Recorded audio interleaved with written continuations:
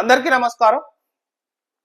ప్రపంచాన్ని ఉర్రూతలూగించిన కార్ ఏదైనా ఉందంటే అది టెస్లా కారు. ఎందుకంటే ప్రపంచంలో ఎలక్ట్రిక్ మోటార్ వెహికల్స్ కు ఊతమిచ్చి ఎలాన్ మస్క్ ను ప్రపంచ కుబేరుడిగా నిలబెట్టింది ఏంటంటే ఇది టెస్లా కారు. సో ఈ టెస్లా కారును భారతదేశంలో ఎప్పుడు వస్తుంది, సో వచ్చే ఛాన్స్ ఉందా అని చాలా రోజులుగా చర్చ జరుగుతుంది. కానీ రీసెంట్ గా ఎప్పుడైతే ప్రైమ్ మినిస్టర్ మోడీ అమెరికా పర్యటన వెళ్ళిన తర్వాత ఎలాన్ మస్క్ తో చర్చలు జరిపిన తర్వాత ఖచ్చితంగా టెస్లా కారు భారతదేశంలోకి ఎంట్రీ రాబోతుంది.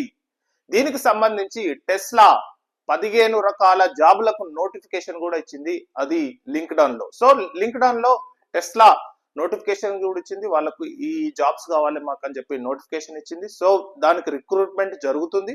మరియు ఢిల్లీ మరియు ముంబైలలో వాళ్ళు టెస్లాకు అంటే గవర్నమెంట్ ఆఫ్ ఇండియా వాళ్ళకు టెస్లాకు ల్యాండ్ కూడా ఇవ్వడం జరిగింది, అంటే లీజ్ కు ల్యాండ్ కూడా ఇవ్వడం జరిగింది. సో దీంతో కన్ఫర్మేషన్ ఏంటంటే టెస్లా అనేది భారతదేశంలోకి ఎంట్రీ అవుతుంది. సో ఇంత ప్రాముఖ్యత ఉన్న కారు, దీని ఇంతగా ప్రాచుర్యం, ఇంతగా పాపులర్ కావడానికి దీని యొక్క ప్రత్యేకతలు ఏంది అని తెలుసుకుంటే, ముఖ్యంగా ఇది electric vehicle.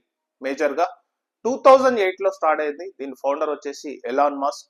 So Nicolas Tesla ఎవరైతే ఎలక్ట్రిక్ మోటార్ వెహికల్ కు ఆద్యుడు ఎవరైతే నికోలస్ టెస్లా ఎవరైతే ఉన్నారో ఆ సైంటిస్ట్ పేరు మీద టెస్లాను స్థాపించడం జరిగింది. ప్రెసెంట్ గా దీని హెడ్ క్వార్టర్ వచ్చేసి టెక్సాస్ లో ఉంది. దీని తయారీ కార్లు అనేది పూర్తిగా అమెరికాలో ఉన్నది మరియు చైనాలో ఉన్నది. సో వివిధ రకాల ప్లాంట్స్ అనేది వరల్డ్ వైడ్ గా దీని కార్స్ అనేది చాలా ప్రాముఖ్యత ఉంది. కానీ భారతదేశంలోకి చాలా సార్లు ఎంట్రీ ఇవ్వాలనుకున్నారు, కానీ పన్నుల టారిఫ్ నేపథ్యంలో అంటే ఇండియన్స్ అంటే అమెరికన్ యొక్క కార్లకు సంబంధించి ఇండియన్ గవర్నమెంట్ పన్నులు ఎక్కువ వేస్తుందన్న ఉద్దేశంతో ఎలాన్ మస్క్ చాలా రోజులు వెయిట్ చేశాడు అనమాట. కానీ రీసెంట్ గా ఎప్పుడైతే రీసెంట్ పర్యటనలో నరేంద్ర మోడీ మరియు ఎలాన్ మస్క్ చర్చల నేపథ్యంలో సో ఫైనల్ గా భారతదేశంలోకి టెస్లా అనేది ఎంట్రీ ఇవ్వబోతుంది అనమాట. సో అమెరికా మరియు పాశ్చాత్య దేశాల యొక్క రోడ్ల పరిస్థితి వేరు. దీని ప్రత్యేకతలు ఏంటంటే ఇది ఆటో పైలట్ మోడ్ లో కూడా పెట్టొచ్చు అనమాట. సో ఆటో పైలట్ అంటే ఏదన్నా ఎక్కడికైనా మనం ఇక్కడ నుంచి ఒక 50 కిలోమీటర్స్ దూరం వెళ్తే ఆ లొకేషన్ కు, ఆ డెస్టినేషన్ కు మామూలుగా కంప్యూటర్ లోనే ఆపరేట్ చేస్తే ఆటోమేటిక్ గా మనం నడపకున్నా సరే ఆటోమేటిక్ గా ఆ కారు ఆ డెస్టినేషన్ కు తీసుకెళ్తుంది.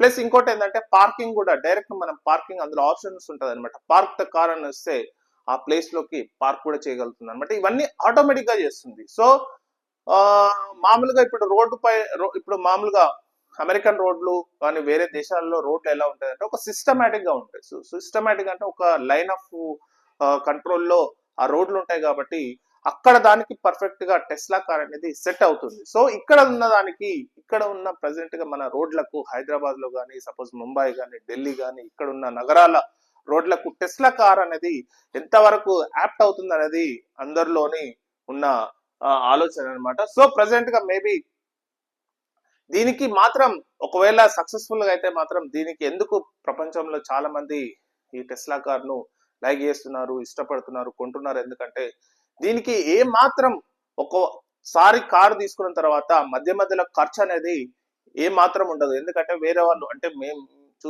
వేరే వాళ్ళు ఇస్తున్న రేటింగ్స్ ఎట్లా ఉన్నాయంటే మామూలుగా ఏదైనా కార్ తీసుకుంటే దాని సర్వీసింగ్ కోసం అని చెప్పి సంవత్సరం తరబడి కొన్ని రకాల ఖర్చులు అనేది ఆ కార్కు ఉంటుంది. కానీ ఈ టెస్లా కార్ తీసుకున్నట్టయితే ఏ ఖర్చు ఉండదు, ఓన్లీ ఒక బ్యాటరీ మాత్రమే ఉంటుంది. ఆ బ్యాటరీ అనేది టెస్లా అనేది వారంటీతో ఇస్తుంది. సో అది 2 years 3 years 4 years డిఫరెంట్ అంటే ఆ వారంటీ ఇస్తుంది. ఆ వారంటీ ప్రకారం ఓన్లీ బ్యాటరీ తప్ప ఏముండదు, మిగతా అంతా ఈ ఫోన్ తోనే. ఇందులో ముఖ్యమైన అంశం ఏంటంటే ఈ కార్ మొత్తం ఫోన్ తోనే ఆపరేట్, కీ అనేది ఉండదు.